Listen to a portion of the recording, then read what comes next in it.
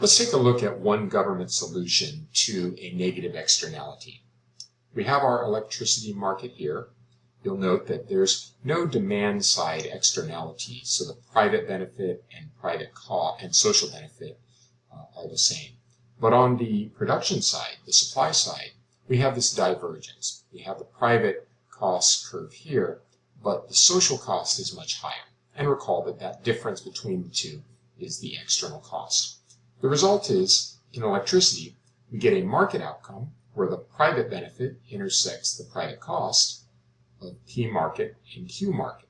But we want the social or efficient outcome where the social benefit curve intersects the social cost curve. We want P efficient and Q efficient. That means that the market is over-allocating resources towards the production of electricity. One way to fix this is to impose a tax on the producers of electricity. If you were able to impose a tax that is the exact amount of the external cost, then you can effectively move this private cost curve up to align with the social cost curve. Therefore, the social cost curve and the private cost curve are now the same, and the efficient outcome becomes the market outcome. This is called internalizing the externality, because the pollution by the electric company was essentially a cost they didn't bear. Society did. But by taxing them for that cost, they now bear it. So they consider it in their decision making, and they end up producing less electricity at a higher, more efficient price. This is called a Pigovian tax because this idea came from a famous economist named A.C. Pigou. You can do the same thing with external benefits. We recognize in education that there is a private benefit curve that is lower than the social benefit curve. And recall that that creates a market outcome that is less than the efficient outcome. Another way of putting it, there is less production of education in the market than what would be considered efficient. But the reason for this is because the people that are buying the education have a private benefit that doesn't fully consider the benefit to society. That is, the external benefit. If they did, this would be the demand curve. This would be the private benefit curve that they would see. So how do we fix this? Well, you can impose or generate a subsidy for the buyers of education, effectively shifting up that private benefit curve to align with the social benefit curve. So what was previously a market outcome, P market and Q market, now becomes an efficient outcome. This is called a Pigovian subsidy, again, because Pigou is the one that suggested it.